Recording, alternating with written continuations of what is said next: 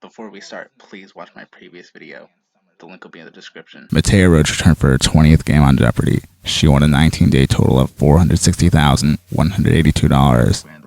After thanking Johnny Gilbert, Ken Jennings' instruction was, "And welcome everyone to the first Monday in May with Mattea." I just noticed its alliteration.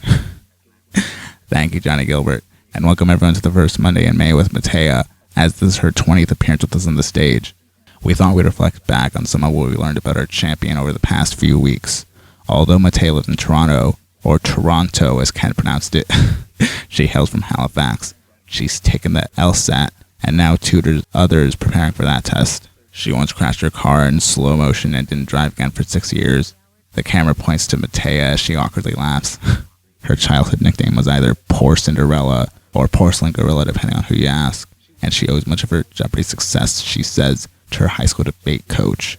What we don't know about Mattea is, will she become a 20-day champion today, tying Julia Collins for the 5th longest streak in Jeopardy history? It's a big day for Mattea, but also for Adam and Becky, our challengers. The preamble was quite similar to when he introduced Amy Schneider by listing previous anecdotes in the preamble. I also have my own preamble I better get out of the way. I dreamt that not only did Mattea lose in her 20th game, she was in the red at negative $1,400 by the end of Double Jeopardy. I've also been thinking a lot about Mattea's wins as well. I already talked about her appearance on Good Morning America. However, I recall someone commenting that Reagan White could have defeated Mattea after 2 games if Reagan didn't wager anything. Between seeing that comment by the time this episode was released, I already uploaded her 3rd win, and the comment was right. Also, as of writing this, I already uploaded her 5th win when she could have potentially lost, as Michael got all 3 daily doubles. Looking at Ken's preamble a little further, and just remembering that this was a new week and a new month, Ken didn't mention Mattea surviving 3 scares last week, as she was strongly challenged on the episodes that aired Wednesday, Thursday, and Friday. I'm also thinking about how we wouldn't have been able to hear this preamble, and we wouldn't learn this much about Mattea if she lost in her 3rd game. I think that might be why I dreamt that Mattea was in the red by the end of Double Jeopardy. I feel silly asking this. How many of Mattea's wins were pure luck? Well, I think this is my longest preamble. Let's get into the game. One of the categories was college football history. When Mattea selected it, she sounded very monotonous. College football for 2. The audience laughed and Ken told her she sounded stoked. Alright, I had to point out the audience laugh. I didn't know I would. It was just funny. Even though Mattea wasn't very excited, Becky was. Kinda.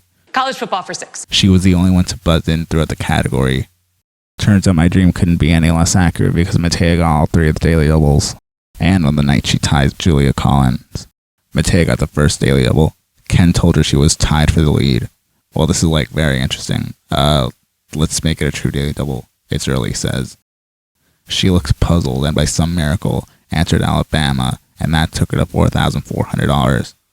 I say by some miracle because I wouldn't have been able to know the state capitals in order in a matter of seconds. Maybe I should learn that. One of the categories was Miami news clues.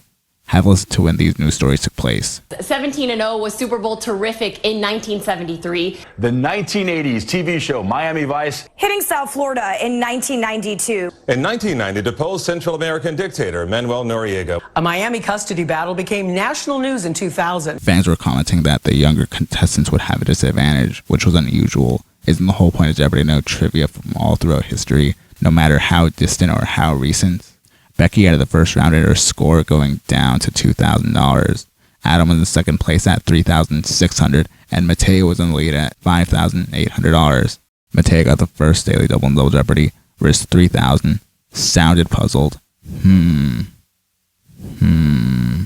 Answered wrong as soon as she ran out of time, and went down to $9,800. Mattea got the second daily double in Double Jeopardy 30 seconds later.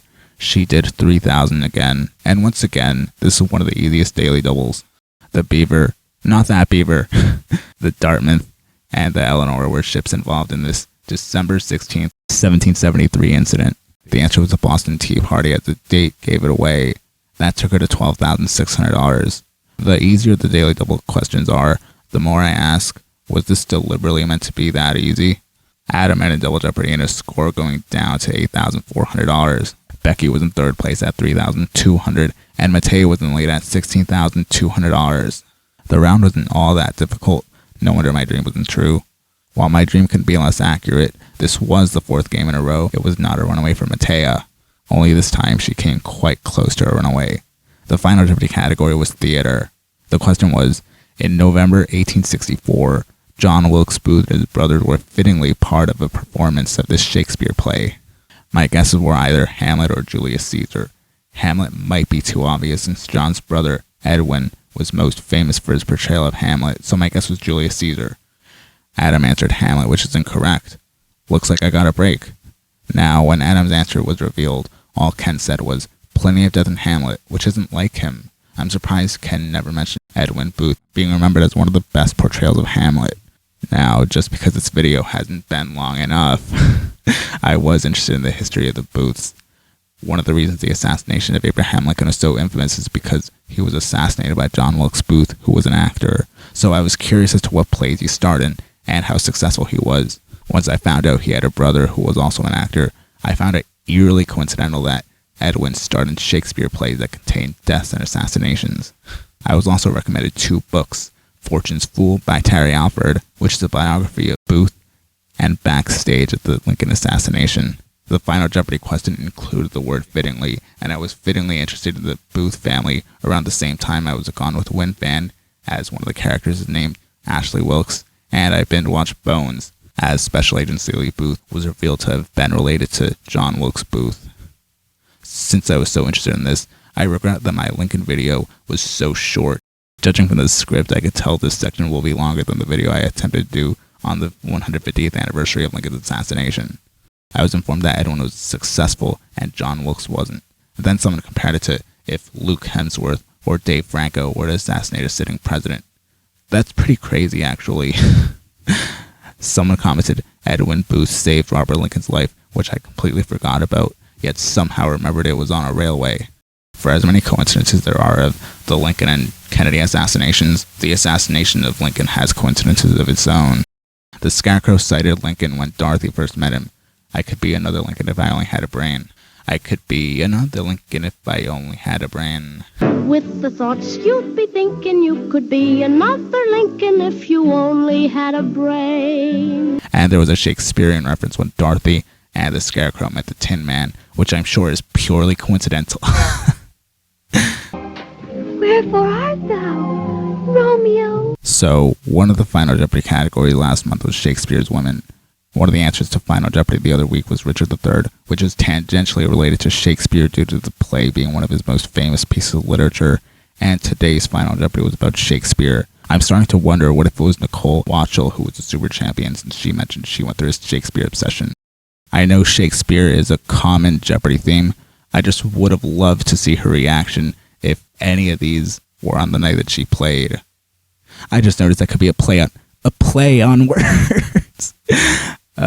Play on words in more ways than one. One last note is this question was said to have been easy if you're a Shakespeare fan, while others debated against it because Shakespeare wrote about so many political assassinations. I posted a series of comments which shows I'm still evidently fascinated by all this, especially since I got so off topic just to talk about this. Anyway, the answer was Julius Caesar. Mattea was the only one to answer correctly. She wagered $601, which took her final score to $16,801. She's now at a 20-day total of $476,985. For the 3rd time this season, a contestant beat Dave Madden and Jason Duffinieri's record, and for the 3rd time this season, there's a tie between a super champion and Julia Collins. Will Mattea be able to beat Julia Collins' record tomorrow? And as always, thank you for watching.